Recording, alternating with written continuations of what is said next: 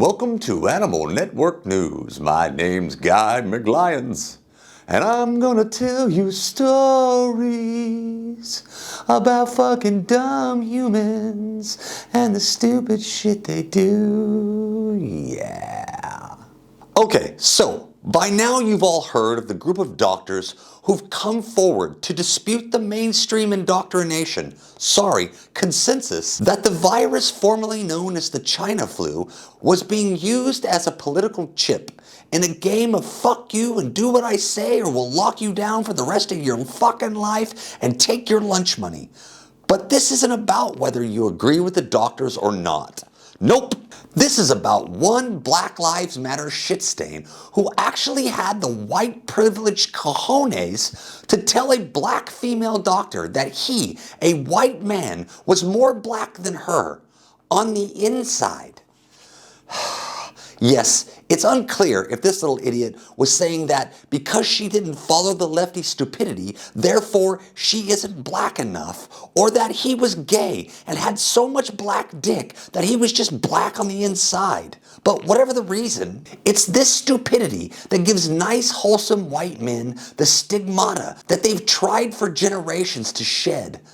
Okay, I'm kidding. I'm totally kidding. Oh, white people are so lucky. They've got the whiteness, and the whiteness helps them get everything. They've got all the nice toys. They get to go to all the nice places because they're white. And that, my friends, leads us to our next story. It turns out that if you run around at night with a loaded AK-47 and harass motorists, you run the risk of getting shot and killed. Who'd have thunk it, right? Not Garrett Foster, for sure. Garrett, a former Black Lives Matter protester, found that shit out the hard way when a random motorist didn't like the masked AK-47 wielding stranger pointing the weapon at him. The motorist, also a registered gun owner, pulled his gun out and shot Garrett. This is one of those situations where Garrett's parents probably should have let him touch the stove instead of telling him it was hot. To make this story even more ironically funny, Garrett had just been interviewed a couple of hours earlier, saying that anyone who was against what he was doing and what he had to say were probably too big of pussies to do anything about it anyway. Now, I'm not saying Garrett will go down in history as the dumbest protester ever, but I bet he gets runner-up, at the very least. Way to take one for the team, Garrett. Should have packed less ammo and saved a little more room in your bug-out bag for the white privilege. Now, a lot of people are probably going to say, Guy McLyons, this isn't right or funny. A man lost his life. And to that, I can only say, wrong. Anytime someone gets mule-kicked by karma, it's funny. Most people who don't think this has any comedic value also didn't see the humor in the story about the two guys who tried to break into the giant gay rapist's house, only to be caught by said rapist and hiney-pounded for a few days before being rescued by the police. This shit is funny, no matter the deaths or anal rape involved.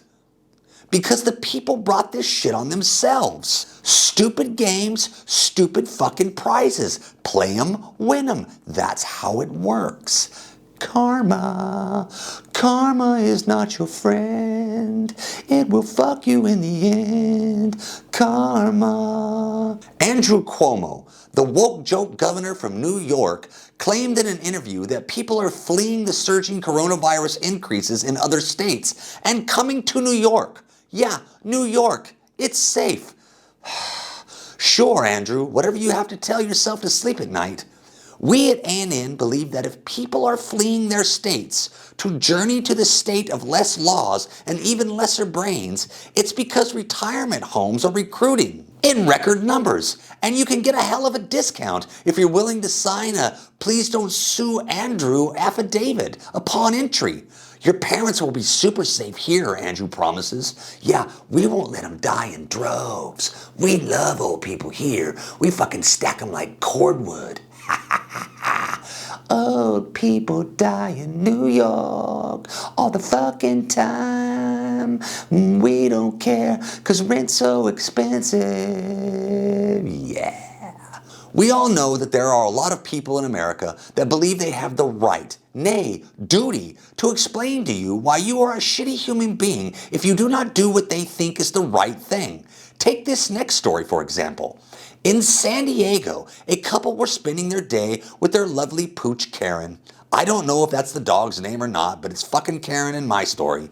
Because that's funny. The couple decided to sit at a picnic table at the dog park and eat a lunch because it was a beautiful day out and they were hungry. Now, as I'm sure you are aware, it's kind of hard to eat with a piece of cloth covering your mouth. So the couple took off their masks to eat. Oh, that was a mistake. Some Karen, a human, not the dog, thought that this was a violation of all that was holy and pepper sprayed the shit out of them. Just walked right up to their table, told them to fuck off, and unleashed a torrent of cry in a can on both of them. Then fled the scene, cackling like the Joker. Okay, so I'm not sure if that last part actually happened, but it did in my head, so stick with that. So we're gonna stick with that. It makes the story funnier. No word on if the bitch sprayed the dog too, but that also happened in my version, cause you know, cats rule, dogs drool, go cats. This next story is either the coolest story ever told or the most shitty.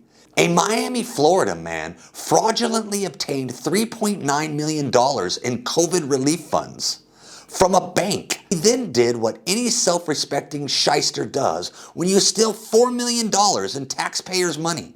He spent it on exotic sports cars, jewelry, blow, and hookers. 29-year-old David T. Hines applied for $13.5 million in loans for multiple companies. And because the US government isn't completely incompetent, he only received $3.9 million. He went straight to the Lambo dealer and plopped down $400K, you know, for COVID and the chicks. What I don't understand is how these idiots are smart enough to bamboozle the government out of millions and then do some stupid shit like this once they have it.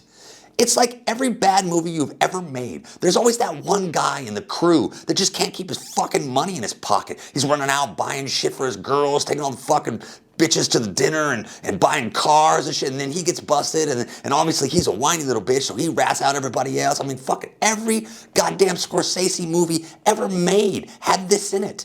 Don't be that guy. You're the fucking male version of Karen. You're Kevin. Flaming fucktard Congressman Jerry Nadler went off the COVID deep end during a congressional hearing. He aimed his scathing remarks at two Republican senators, saying how they were endangering him and everyone else in the hearing because they removed their masks to drink coffee. When the Republican senators asked if it was permissible to drink coffee, he told them it was not. And the worst part, he said all this while his fucking mask was firmly around his chin.